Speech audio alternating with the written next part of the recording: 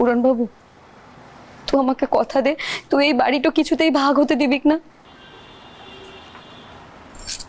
তোকে আমার দিব্যি।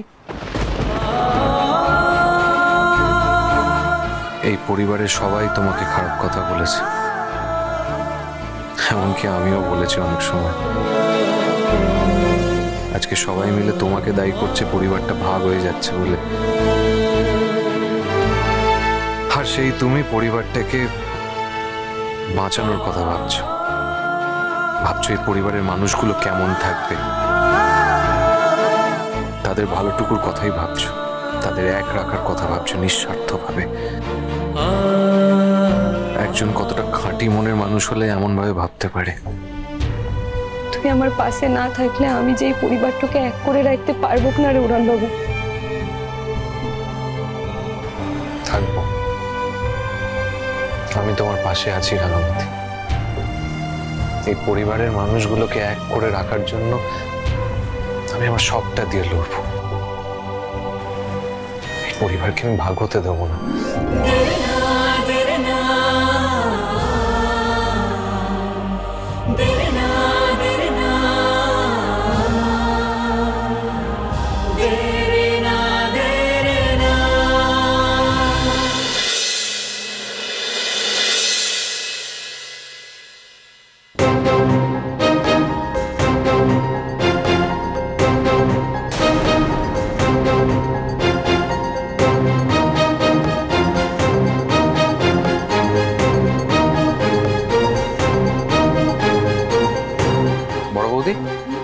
উনি কে সকাল থেকে এরকম ফিতে নিয়ে কার্টুনের মতো মাপঝোপ নিয়ে যাচ্ছেন বাড়ির?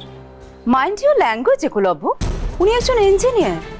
সকালবেলা আমি ওনাকে এখানে আসতে বলেছি, কারণ বাবা তো কাল রাতে বলে দিয়েছেন না, বাবার থেকে আমরা ইন্ডিকেশনটা পেয়ে গেছি। আর তাছাড়া একলব্য কি বলতো, সবাই সবটা জানে। দেখো, মায়ের দিকে তুমি, রাঙা, অঙ্কুর, পাঞ্চালি এরা সবাই, আর বাবার দিকে আমি, সভ্য, সাত্তকী, ময়না, আমরা সবাই। দেখো, পিসিমণি আর অদিতির ব্যাপারটা আমরা সত্যি কেউ জানি না, কারণ পিসিমণি এখনো কনফিউজড যে রক্তের সম্পর্কে দাদা না বৌদি তার কাছে বড়। তাই সেই কারণে পিসিমণি ছাড়া বাকি আমরা সবাই জানি যে আমরা কে কোথায় থাকছি। সবার কাছে সবটা পরিষ্কার। আর কি বলতো একলব্য, বাবা সকালবেলা ড্রয়িং এ আসে, চা খান, পেপার পড়েন, কথা বলেন, তারপরে খাওয়া দাওয়াও করেন এখানে। আর এখান থেকে না বাবার ঘরটাও খুব সুবিধে যাওয়ার জন্য, তাই এই ড্রয়িংটা আমরা ইউজ করব। দেখো, উপরে তো মায়ের ঘরে মা রাঙা তো সেট হয়েই গেছে, আর এছাড়া তোমার তো উপরে ঘর রয়েছে, অঙ্কুর পাঞ্চালিরও ঘর রয়েছে। এছাড়া উপরে যে আরো একটা এক্সট্রা ঘর রয়েছে না, সেটা তোমরা ড্রয়িং রুম বানিয়ে নিও।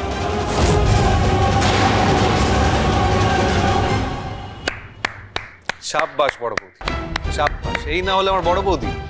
আমার কিন্তু তোমার উপর পুরো বিশ্বাস ছিল, তুমি খুব সুন্দর করে চোখে নেবে। তা মেজ বৌদি, তোমার ঘরটা এনো কোথায়? কেন উপরে? তাই এই যে বড় বৌদি খুব সুন্দর করে দুটো ঘর সাজিয়েছে, তোমাদের তো এই ঘর দুটো ছেড়ে দিতে হবে। বুঝতে পারছো না? তুমি তো বললে যে উপরের ফ্লোরটা আমাদের আর নিচেরটা তোমাদের, তাহলে ঘর কাদের ছাড়তে হবে? ও মরে যা, no no no no no no no, মোরা ঘর ছাড়তে পারবো না, নো নো নো।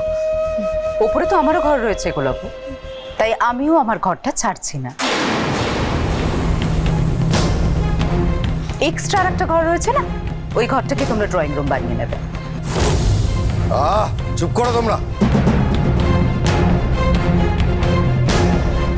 সকাল সকাল কি শুরু করেছো তোমরা? হ্যাঁ, এখন কি এই বাড়িতে থাকাটাও আমার অন্যায় হয়ে যাচ্ছে? বেরিয়ে যাবো ওই বাড়ি থেকে। কি আকু, বৃন্দা, বেরিয়ে যাই তাহলে, ছেড়ে দিয়ে বেরিয়ে যাই বাড়ি। বাবা, এই আপনি কি বলছেন? আপনি একটু শান্ত হন। আপনি এখানে বসুন না বাবা। এই ময়না, জানে বাবার জন্য চাটা করে নিয়ে যা। আমি করে দিচ্ছি। বড়বাবুর চাটা কিভাবে বানাইতে হয় আমি জানি। একদম না রাঙা,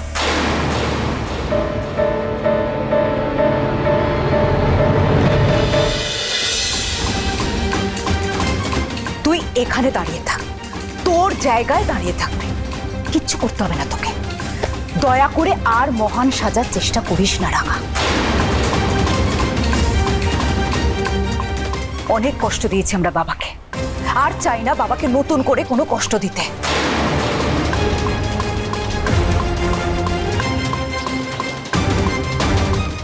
বাবা, বাবা আপনি বসুন না বাবা।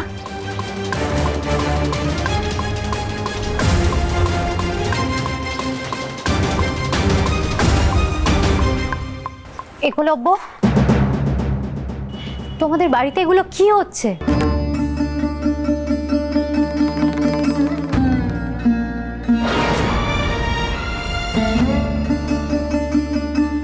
কালকে আমাকে বড় বৌদি ফোনে বলল যে এসব নিয়ে অশান্তি হচ্ছে, তা বলে আজকেই ফিতে নিয়ে মাপামাপি শুরু করে তোমরা সংসার ভাগ করে ফেলছো। মাহেরি, আমি তোমাকে সবটা বুঝিয়ে বলছি। একলব্য তো বুঝতে পারছে না, তাই একলব্যকে বুঝিয়ে বলার দায়িত্বটা তোমাকেই নিতে হবে। দেখো, একলব্য বুঝতে পারছে না যে কোনটা ঠিক কোনটা বেঠিক, ও ডিসাইড করতে পারছে না। কাঁচ আর হীরের মধ্যে পার্থক্যটা একলব্যকে বুঝতে হবে। সেটা যদি একলব্য বুঝতে না পারে তাহলে তো খুব বড় মুশকিল। বড় বৌদি হিসেবে আমার তোমাকে ফোন করে জানানোর কর্তব্য, তাই আমি তোমাকে জানিয়েছি। এবার বাকিটা তো তোমাকে করতে হবে। একলব্যকে সবটা বুঝিয়ে তোমাকেই বলতে হবে। এবার তোমার বুঝে নেবার পালা। আহিরি, বড় বৌদি, তুমি যথেষ্ট বুঝিয়ে নিয়েছো। আহিরি কি বুঝবে না বুঝবে সেটা তুমি আমার উপর ছেড়ে দাও। তোমাকে আর আলাদা করে কিছু বোঝাতে হবে না।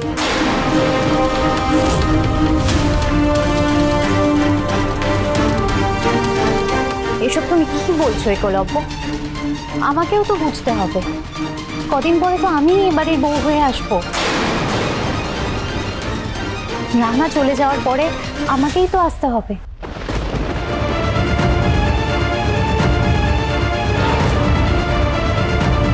আমি তো ভালোবাসি তোমাদের সকলকে, এই বাড়িটাকে।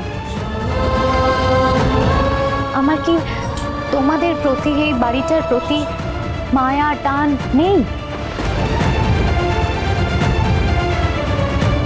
এখানে কি হচ্ছে না হচ্ছে এগুলো জানার কি আমার কোনো রাইট নেই? আমি কি তোমাদের ব্যাপারে কথা বলতে পারি না? অবশ্যই রাইট আছে আহিরি। আমি তোমাকে বোঝাচ্ছি, তুমি আমার সঙ্গে চলো, আমি তোমাকে পুরোটা বুঝিয়ে বলছি। চলো।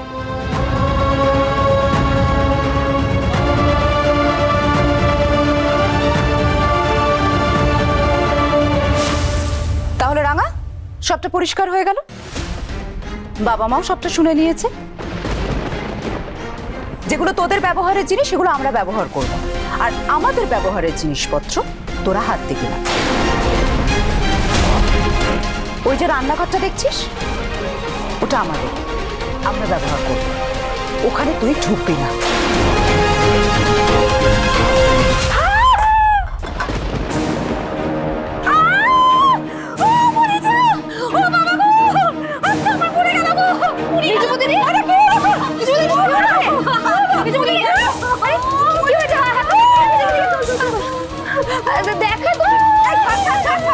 তুই একদম ছাড়, সরে যা এখান থেকে। ওটা তোর কি করে হলো? হাত থেকে পড়ে গেছে নাকি? হাতটা চুমা, হাতটা চুমা, আস্তে আস্তে আস্তে।